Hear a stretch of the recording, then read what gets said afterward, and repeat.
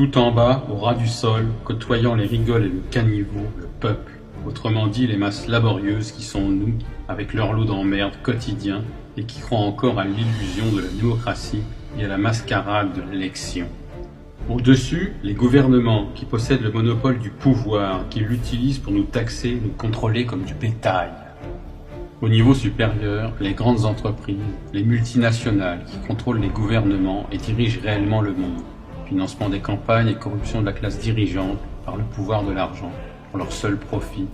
Sans elles, les politiques et les partis n'existeraient pas. C'est ce qu'on appelle la corporatocratie.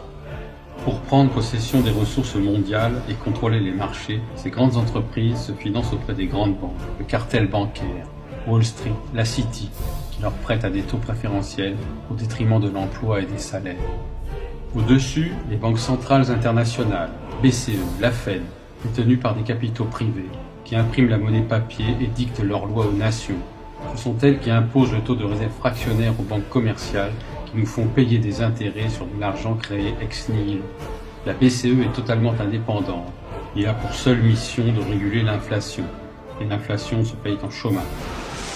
Au-dessus encore, à un niveau international, les banques centrales utilisent le FMI et la Banque mondiale pour créer plus d'argent et exploiter les ressources des pays auxquels elles prêtent, les conduisant à la faillite et à l'anéantissement, au nom de l'équilibre monétaire international.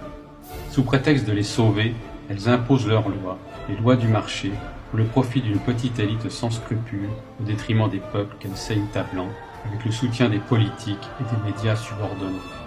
À l'avant-dernier niveau, la Banque centrale des banques centrales, la BRI, la Banque des règlements internationaux, créée par les Rothschild, qui contrôle toutes les banques centrales internationales.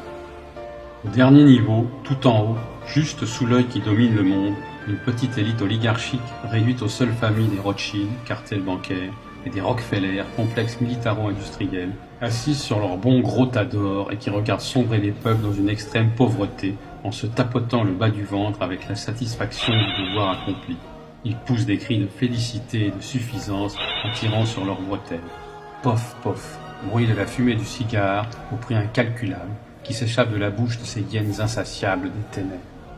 Et tout en haut, au niveau de l'œil qui veille sur le monde, ces familles, membres des Illuminati, une organisation secrète née en 1970-76, à l'initiative de Meyer Amschel Rothschild, qui aurait convoqué Adam Weishaupt, afin de restaurer l'ordre des Illuminés de Bavière, affirment certains, œuvrent dans l'ombre depuis des générations pour l'avènement d'un nouvel ordre mondial et l'anéantissement des peuples de ce monde à leur seul profit.